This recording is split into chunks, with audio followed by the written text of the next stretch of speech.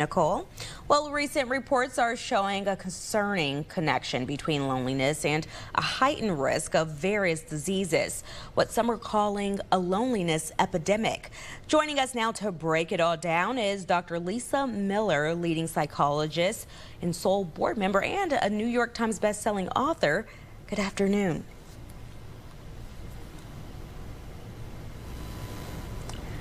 All right, doctor, we're having a hard time hearing you. Okay, are you on mute? Good afternoon. All right, we can hear you now. Thank you. Beautiful. Lovely. Thank you so much, Dr. Miller. So let's just start with loneliness. It does not seem like such a big deal, but that's not the case, right? Loneliness is extremely painful. We're inherently social beings. We're built to be in connection, to have love, to take an interest in one another. And when that's not there, it's as if we didn't have proper nutrition or proper exercise. It's a real deprivation. So what I think is perhaps most important to realize is that we're lonely because there aren't other people there. You know, I'm a professor. I'll sit in a classroom with 400 students and 300 of them feel lonely. There's other students right there. There's people in the grocery store and parents at pickup and on the soccer lines. And somehow, despite there being the presence of other people, we can feel totally alone.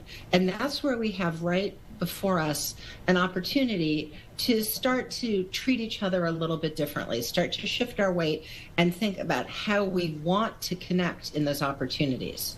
And how do we connect? That seems, you know, a little easier said than done. Sometimes we get a little nervous.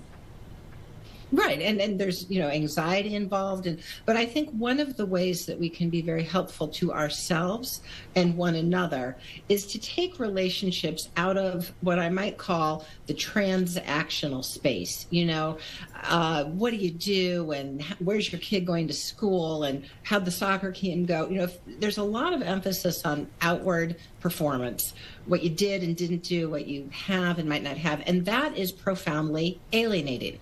That is in and of itself a lonely experience.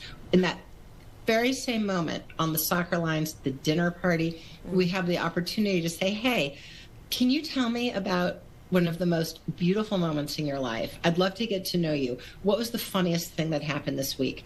And in this way, we're starting to connect as whole people in an encouraging, interesting way. I would say we're no longer keeping up with the Joneses. We are walking with the Joneses. And that's what this new app Soul is meant to do. Yeah. It's meant to be an opportunity to shift the nature of how we treat each other. Social media, the problem is not the phone. The problem is the public square piped through the phone. And we can change that. We can now start to be encouraging, give each other hugs, give each other blessings. And one way to start to reset our relationships is the opportunity of this Soul app. It's intended as a place of relational spirituality. Oh, wow. We can download that in the Apple and Play Store? Yes. Excellent. Dr. Miller, thanks. The Soul app. Thank you so much for joining us. It's good for your soul.